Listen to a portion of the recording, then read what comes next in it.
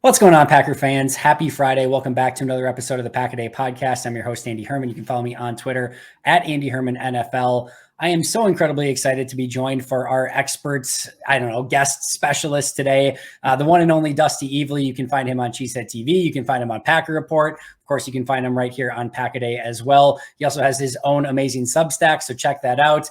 Dusty, we do not do this as much as we should, but I'm so happy to have you here today. How the heck are you doing? I'm doing great, man. Appreciate you asking me. Like I said, I can't remember the last time we talked, which means it's been too long. But yeah, dude, I'm excited to hang out, catch up with you a little bit, and then also, I guess, maybe talk a little football if we get around to it, right? Yeah, very much so. I'm super pumped as well. So as everyone has probably come accustomed to now, since you are the fifth and final expert of the week, we're going to ask you 3 questions that I've been asking everyone all week long. Then I've got 2 Dusty Evely specific questions. Then I'll end with a personal question. Are you ready to be on the hot seat? I'm ready as I'm ever going to be, man. All right. So number 1, what I've asked everyone, first of all, we're just about to kick off training camp. Who is the one player, or what is the one thing that you are most looking forward to at training camp this upcoming season? And you cannot use the name Jordan Love in your answer. So I will let you go in any other direction that you want, but you can't use Jordan Love. What are you most looking forward to with training camp this year?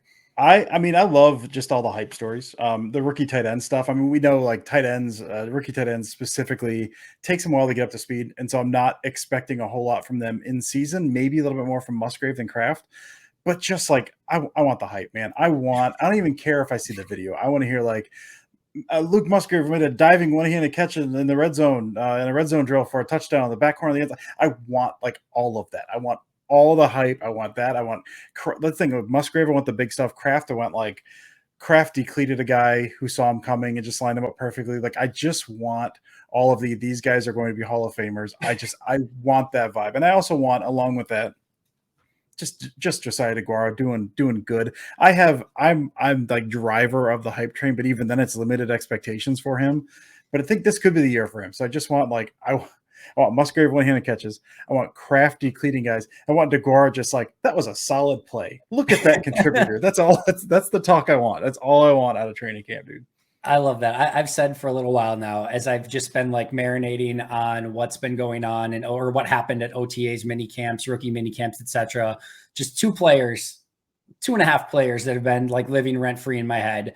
Luke Musgrave has been one. Just like we have been so thirsty for a tight end with the Jermichael Finley sort of, skill set and package of, just traits and oozing of potential. And this is the first guy that legitimately like in person feels like, oh yeah, that's different. That feels different. That looks different. And I have to keep telling myself like, rookie tight ends, dude, rookie tight ends, like slow your roll, just stop. Like, don't get excited. But like, I can't get over just some of the stuff that I saw, and the blocking stuff's going to be a work in progress. I don't even care. Cause I guarantee you Matt LaFleur's got his, notebook out and is just going crazy, figuring out ways to like, how can we scheme this guy up? And it's going to be so fun. So that's the number 2 has been Romeo Doubs, which everyone's been talking about to death, but it has just looked a degree of different from what we saw from a season ago. And that is super enticing. And then the other one that just a little bit too is Carrington Valentine, but I know we'll stick with your tight end group. I'm so excited for Musgrave and Tucker Kraft. And even like Josiah DeGuara, Tyler Davis had a quietly nice, OTA and mini camp as well. So that entire group, I'm just intrigued. Give it to me. Give me Tyler Davis quietly good, man. I give me that. Give it all to me. All day, every day. Like, we are in Hope Springs Eternal mode when we're talking like, hey, Tyler Davis, really quietly nice OTAs and mini camp. We are in full-fledged Hope Springs Eternal mode. All right, I love the answer though. Let's go to number 2. The $1 million question as we go into this season. And I don't know how to define it. It's all a beautiful mystery. But as we sit here today before training camp, what are your personal expectations for Jordan Love and the Packers in 2023? I expect him to be solid, not great. I expect him to be, I was saying this to someone recently, like if he's top 15, I'm happy. If he's not out as a disaster, if he can make good decisions and makes the right throws more often than not, and looks like he knows he belongs, that's where I'm at. And I can't remember who it was, and they were like, there's a lot of like pretty good quarterbacks in the league. Like I'm looking at 15. I think he can break top 15. So I mean, I think, and it's weird to say because I mean, as well as I mean, this is not a rookie year, but he's been in the system long enough. The expectation I think a lot of people have, of what I've heard, is like it's mostly people who don't know what they're talking about or want to talk bad about the Packers or whatever. And it's this, if he doesn't come out the gate amazing right away, he's been on the bench for 3 years. What's he been doing? And like, I don't want that. That'd be nice. That'd be real cool if he did. But yeah, I expect him to come out. There's maybe an air of protection to him with what they're scheming, what they're doing, but I still think that's somewhat limited. I think they're going to go probably a little more spread. I expect him to be, from what we've seen, perfectly fine decision maker, like does pretty good, makes some boneheaded mistakes, but more often than not knows where the ball is supposed to go and delivers it relatively well. And I think the team as a whole will probably follow that. I think some bumps in the road. I really want to be hyped on the Dobbs stuff. Certainly Christian Watson, Jaden Reed, hyped about. I already talked about DeGuara, like some of those guys. But I do think it's going to be some of what we saw last year where we knew kind of going in, offense is going to be bumpy a little bit. And we hope the defense was going to carry him, and they didn't. So hopefully the defense steps up a little bit. I think it's going to be a little rocky out of the gate, not smooth. But I mean, by the end of the year, I'm expecting Love to be, top 15, top 12 quarterback by, I don't know, we'll see like DYAR, whatever metric you want to use. And then the offense to be like, fine, to where you're like, okay, I can see where then this could grow into something for next year, for 2024. Like for me, it's all about 2024. I want it to be something to dream on. You've built blocks in 2023 and then say, all right, 2024, like you can see everything's coming to a head here. You know what we have in Jordan Love. So it's kind of more, I want hope for 2024 by the end of 2023 without having to feel like I'm reaching too hard, if that makes any sense. No, totally. And I'm in lockstep with you there. I want to see growth through the course of the season. And even for me, like, if he doesn't end statistically as a top 15 quarterback, but by the end of the season, he's playing like a top 15 quarterback, sure, yeah. that to me would be like, there could be a first 8 games of the season where everyone's just feeling each other out, meaning you've got a full wide receiver and tight end room of first and second year guys, sans your man, Josiah DeGuara, and I guess Tyler Davis. But like you're so young at those positions, and a first time starting quarterback, teams are going to throw everything at him to try to confuse him and make it like, it's going to take a little bit, I think, to just have a full understanding. I'm wondering though, I know you chart, this is a follow-up to number 2. So this is not a separate question. I just want to clarify that. I know you chart a bunch of the offensive stuff in the offseason and kind of go through everything. I've been rewatching a lot of the 2022 season, which I continue to not recommend to anybody. But I wonder if you've come across this as well. I've been really surprised in a lot of ways, taken aback by how much easy stuff Aaron had over the course of last season, where it has just been little screens, tight end screens, running back screens, wide receiver screens, the little, bootlegs where there's a tight end wide open in the flat, or maybe a second level throw that's easy for an NFL quarterback. Just stuff that I was really impressed that Matt LaFleur was able to find ways to manufacture stuff. Sometimes it didn't even work, but it was still an easy completion. But I was like, did you pick up on this at all, where like, and you can disagree with me by all means, but where like, it felt like there was a lot of stuff for Rodgers completions last year that I feel like Jordan Love should almost like easily be able to complete. And there's obviously a lot of stuff too, where Aaron did, where it was just like, okay, like there's a handful of guys that would even attempt that throw, much less complete it. But I felt like there was a good chunk of stuff too, where I'm like, yeah, Jordan's got a lot of this stuff easy. Yeah, I mean, I think to some extent, I think, yeah. I mean, there was like a somewhat of an evolution of the offense last year in terms of how defenses were playing them and how they had to react. I know early in the year, I want to say first half of the year, Aaron Rodgers' ADOT was ridiculously low. Like his average depth of target was really low, and he had one game. I can't remember what game it was. Maybe in the Giants game. It was one of the first 5 games. It was one of the first 5 weeks. Like 43% or 43, 45, something like that. Like close to half of his throws were at or behind the line of scrimmage. It was like those bubble RPOs. He was getting that stuff out quick, which I think like Love has done that, but his release just isn't the same. Like I think the RPO game, I think will likely be dialed down, or certainly I think changed due to that. So I think some of that stuff, like some of those like easy completions that were like we throw if we have an advantage. I don't know if that was LaFleur or if that was Rodgers, but like the first half of the season, they threw an insane amount. But like I think it was his lowest ADOT through like 6 weeks since like I was rookie year or something, whatever it was. Like it was like he was really low, like he was barely throwing everything down the field. But it was, all that being said, I do think LaFleur, I don't know, took it up a notch, but certainly like I think was playing around a little bit more last year. And I think more when Watson came back as well, because they didn't know how to use Watson. Watson was like jet sweeps and we'll touch pass it every now and then. That was basically it with him. But yeah, I mean, I think LaFleur showed a lot of growth last year. I think he has every year. So, I mean, I think I certainly trust him to give him some of those easy completions. We'll see how defenses react to some of that. But yeah, I think Love should be able to start out with hopefully some gimmies, which, I mean, you watch the college tape as much as I did, more than I did of his stuff. Those gimmies are not always gimmies with Love. So that's one of the things I'm very curious about. Like those to the flat, he'll dirt those or sail those. Like, has he gotten better at that? I don't know, but I'm very curious about some of that stuff. Yeah, there's one in OTAs too that he just had Dylan in the flat, and it was just, and I mean, maybe Dylan ran a depth that he wasn't supposed to. Like, you just don't know, right? But like, it just wasn't. It's like, all right, those are going to be things that are going to take a little bit to get used to, because some of that stuff for Rodgers for so many years was just automatic. So that's a really good point though on Rodgers and how quick his release was, and how that is a weapon on the outside that just might not be there for Jordan as well. That's something I hadn't really thought of. So no, that's really good stuff.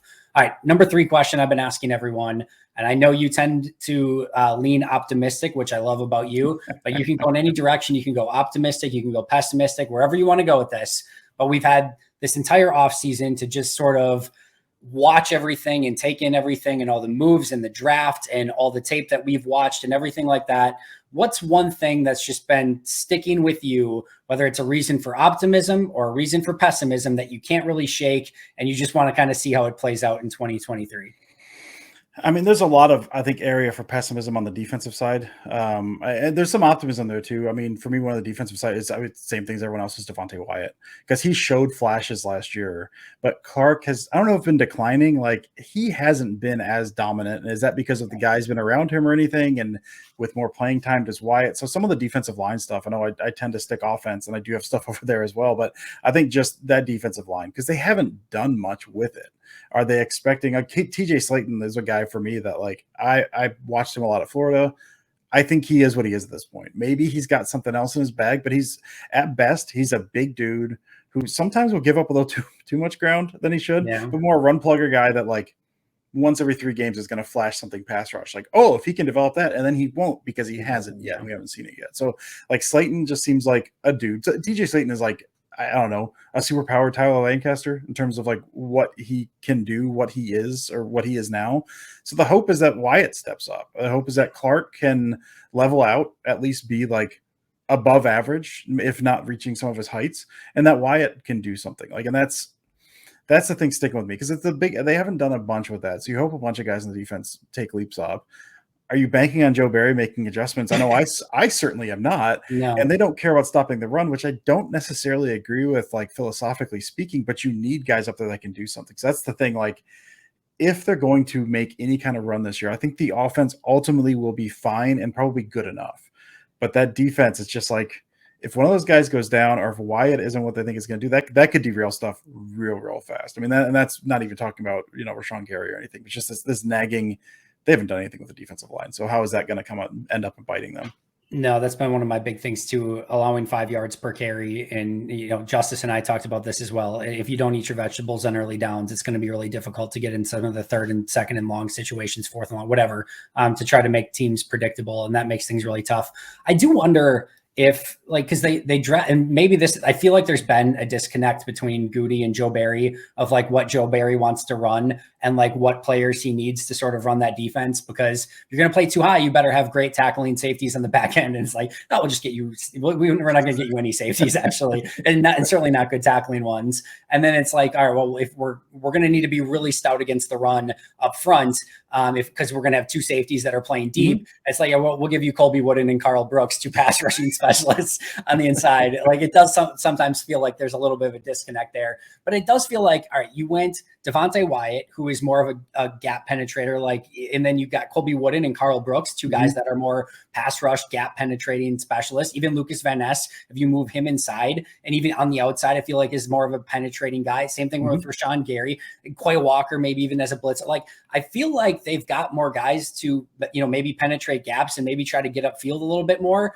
than to actually, like, do the whole thing of, like, let's just hold the line of scrimmage and let Devondre and Quay try to, like, clean things up. Right. I wonder if they maybe make a little bit of a transition to, hey, we're just going to fly the freak up the field. And you know what? If they get, 12 yards on a run or whatever, we'll live to see another down. But if we can get one of those, like, to, a 3-yard loss in the backfield, and now it's 2nd and 13, maybe now we can actually do something with it, like play 30 yards off the line of scrimmage and just let them complete things. I'm just kidding. But, like, maybe they'll go in a different direction, but I don't know. I'll believe it when I see it, I guess.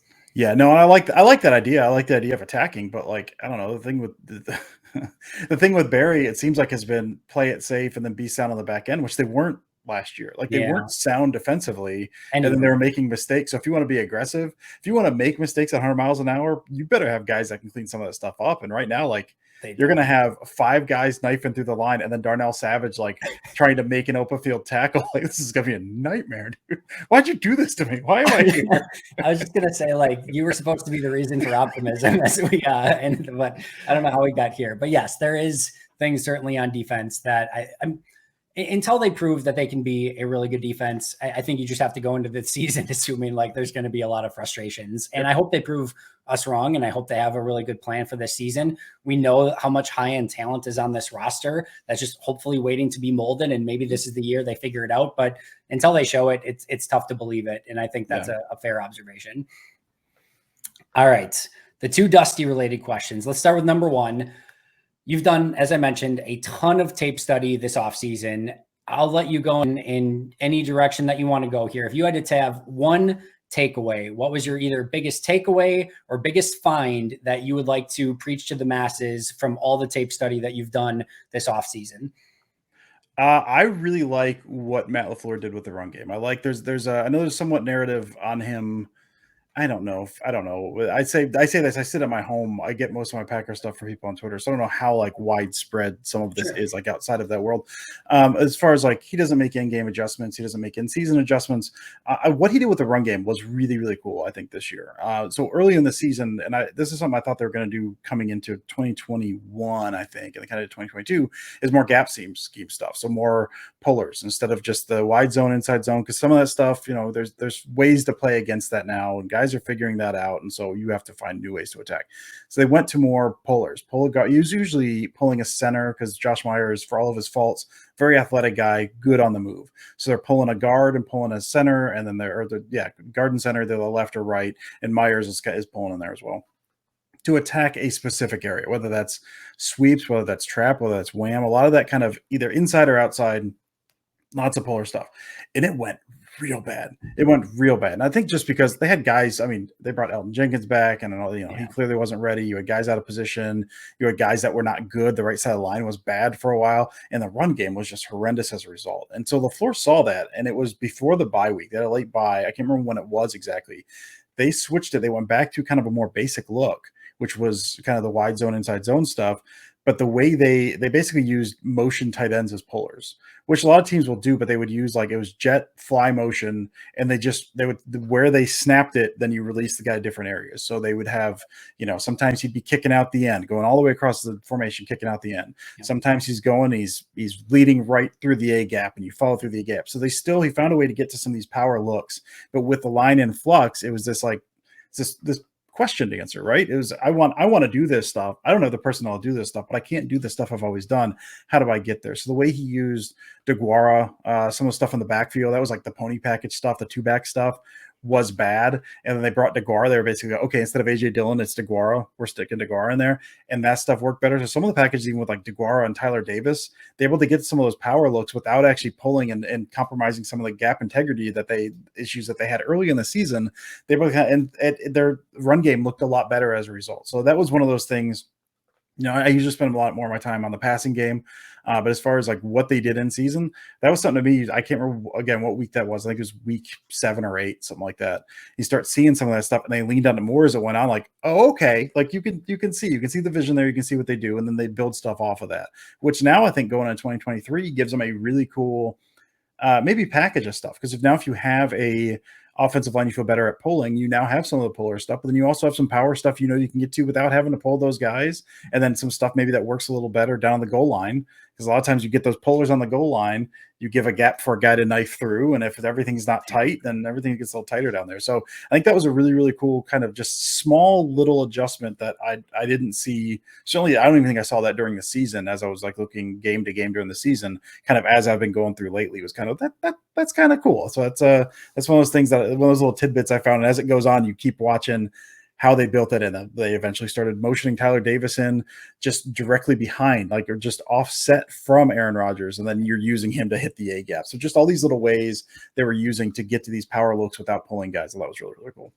We talked a lot more about Tyler Davis and Josiah DeGuara today than I thought we were going to, Who but I'm knew? loving every second of it. But I think that's what it's going to be really interesting with that tight end group, kind of circling back to what we originally started with, is because I do think Musgrave is going to struggle a little bit with the run blocking just to start off with.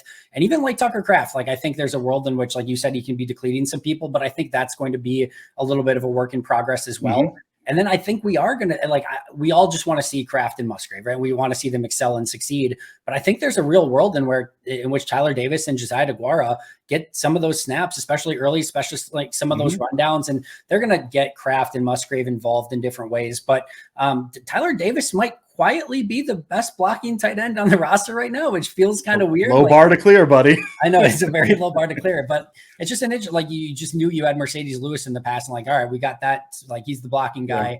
I'll be interested to see if they use a little bit of 6 offensive linemen, which they did with Rick Wagner. When I kind of assume they're going to have to, right? I think so too. I think so too. So that's all going to be super interesting to me, but how they utilize those tight ends, how they rotate everyone in, and how they get them in different packages, like that's going to be super, super interesting to me. So that's a really great observation though. And I do agree. I think some of the stuff that came with the run game, I love the little, pitches to the outside too, that they did later in this. It was really, really good stuff. All right. Final Dusty question before we get to your personal question. That is, what has been your favorite or least favorite move of the offseason for the Packers? Maybe something you were hoping that they would do that they ultimately didn't do, or something that they did do that you're like, all right, I'm pretty jacked up about this. I know there's not a lot of free agent stuff, so it's probably more draft related, or maybe it's just trading Aaron, whatever. But what was your favorite or least favorite move? Yeah, I'll stick with the tight end room. Honestly, I'll just say since we're talking nonstop about tight ends today, apparently, Love it. I'll say Mercedes Lewis, because I mean that's one of the other things I understand, like, wanting to get young guys in there and play those young guys. And even if you're looking at this as a bridge year somewhat, and you see what happens, 2023, and then what happens 2024, and you want to get Tucker Kraft out there. So like you said, I think he could become a very good blocking tight end, but I don't expect that in year 1, or maybe not even year 2. I think the tools are there, but we'll see. Right. Having a guy like Lewis and watching him, there was something I was looking at last week. I was looking at low red zone stuff last week. Like I said, that 6 offensive lineman, he's like holding the edge against a defensive end to the run side that the guy could not move him, could not get outside, and end up being a touchdown. And that was it's that stuff. We talked to Matt Schneidman last week, and he was talking about that. He was talking about Lewis as well. Like he said, if you just go back and watch a lot of these run plays and just look at Lewis, I know he's getting older. I know the pass stuff isn't there. Like he'll catch 3 passes a year for 30 yards because no one thinks he's going to catch a pass. Yep. But he's just holding down every snap in, snap out. And I think with the tight end room in flux, I mean, that's even without saying like Tyler Davis might be the best blocker. Might be nice to have a good blocker. Even without that, I remember that was when Tunyon came in. Tunyon talked about how amazing it was to be able to learn blocking from Mercedes Lewis and receiving from Jimmy Graham, who was there at the time.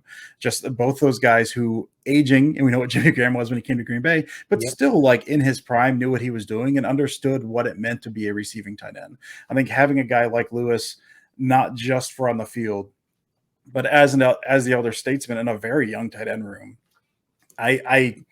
he's not signed anywhere yet. I like the idea of getting the young guys on the field, but I would also like to see him back in the building. If God forbid someone gets injured or if some of those guys aren't coming along a little bit, I think just from a schematic standpoint would be good, but also just from helping those guys grow standpoint, because you pay tight end coaches, but you listen to anyone in the league talk, it's different talking to a coach and talking to a player. There's things that they will talk to Mercedes Lewis about, they will not talk to the tight end coach about. So that's one move. It's not that I'm mad about it. I understand why he's not back. I just kind of wished he was back for multiple reasons. Yeah, I am king of let the kids play, and all right, Mercedes Lewis isn't opening your next window for you. Get your younger guys on the field and all of it. That is my shtick. That is my gig. All of it. You don't need a 39-year-old tight end. Mercedes Lewis is just different in that regard, for a variety of reasons. Like you mentioned, a lot of them. Obviously, he still has a role on this team, on any team, in my opinion. There's not a team in the league, which is maybe he's just not on a team right now because he doesn't want to go to training camp, which I totally would get at this point. Totally fine. But there's not a team in the league that couldn't, find a way to use him in some capacity if he was on the 53-man roster. Just not. Like you mentioned in the run game of him just sealing it. I've talked about this before. I don't know how many times where like they will do that, like the thing where you put a tight end on an edge rusher on like a play action fake, and then you've got like a running back or maybe even an offensive tackle ready to pick the guy up once he beats the tight end. Like you've got that second, and it's just Mercedes Lewis is like, no, I got this. Like you never even need the second layer because Mercedes Lewis is just going to block him the entire time. Mm-hmm. Like there's so much of that stuff, but above and beyond that, like you mentioned, of all seasons where this is a little bit of a transition year, whatever we want to call it, we don't need to get into the semantics of it in any capacity, but like it's a transition year. And to have that guy in the locker room of all the veterans on this team, that would have been the one where I would have stood up and been like, how can we find a way to get this guy on the roster in some way? And like we've talked about today, right? Josiah DeGuara, even Tyler Davis, Tucker Kraft, and then, Luke Musgrave. Like we want to see those guys out on the field and getting snaps. All of it's amazing, but man, it just feels like in some way there should still be a way to get that guy on the roster in some capacity. So it's a tough conversation because I get both sides, but it's tough seeing him go if he ends up not being back, which is kind of what I'm expecting at this point. Yeah. All right. The most important question that I will ask you ever. What, as of 3 seasons in, so I can't say in the future what this question may bring, what is your all-time favorite I think you should leave sketch? Oh, man. Listen, it's probably right now, I think it's probably Baby of the Year because that one still makes me cry laugh. Like threatening a baby just would always make me laugh. In that context is good. I will say that like this season, the either the VR headset one or the one where the monster comes in through the doggy door are good. But I think all time, I don't know, man. Like I go back and forth on some of those. Coffin Flop always gets me, but I think the Baby of the Year just that because that hooked me right away. And again, there's something remarkably funny about the premise, and the doctor's name is Dr. Skull. Like, it's just absurd. I think that's with a bullet that one, and then everything else is competing for number 2. Everyone has their like gateway. I think you should leave sketch like the first one. That's like, okay, like I'm now inside of your mind and I get everything that you're doing. I think my 2 favorite, and I kind of go back and forth as well. Like Sloppy Steaks just over like the song at the end is ultimately what does it for me, where I just like the sketch in and of itself is amazing and they could have stopped there, but then the song is just so perfect. Which I think it's like the Vampire Weekend guy recorded it specifically for it. For that. It's so beautiful. I also have Tables is the other one where it's just like so absurd and is also up there on my list for this season. I know it's a little bit more cliche and like the obvious one, but the drive-through is just beyond amazing. And then the zip line too, like just the premise of the reality show and then like him zip lining and that's all he wants to be there for. I'll say Biff Whiff showing back up for the Shirt Brothers skit. Just him destroying an elementary school classroom because of a pop punk song. Just the premise itself just absolutely kills me. He's amazing. You are also amazing. Dusty, plug whatever it is that you want to plug. You're absolutely everywhere on the Packers sphere. You do absolutely incredible work. Go subscribe to his Substack, but I'll let you plug away. Yeah, at this point, I'm not sure. I'm taking a break from a couple of things. The She Said TV thing I did during the season of She Said TV on Wednesdays, I guess, and usually Pack Report on Tuesdays. I did a big call sheet series over at She Said TV, which is 11 parts walking through different down and distance stuff. And so that's up now. I'm working on now, it should be out up, I would hope before this is out, looking at pony package across the league and then building a series of pony package plays that you could say, here's what has worked around the league. Here's how you can build this in. I'm actually hoping that'll be up. Hopefully a week before this is out. Is fingers crossed. My hope. Wednesday's Pack a Day with Steve and Sarah, and I don't know. I'm gonna fire it back up when the season starts rolling around. But I think I'm starting to die down a little bit now, and I'll reawaken sometime in mid-August. I think. Yeah. This is a little bit of the dead time before training camp starts, but we're getting closer and closer. And like I said, before we know it, it's going to be preseason and then regular season. And then we're just going to be off and running and everything's going to be full steam ahead. So like I said, you do absolutely amazing work. You guys on the Wednesdays, Steve, Sarah, you just absolutely amazing stuff every week. So appreciate you a ton. Again, make sure to go and check out Dusty Evely wherever he is working on stuff. Pack Report, She Said TV. You can follow the Pack a Day podcast at Pack a Day Podcast. You can follow me at Andy Herman NFL. that's going to do it for us. But until next time, and as always, go Pack Go.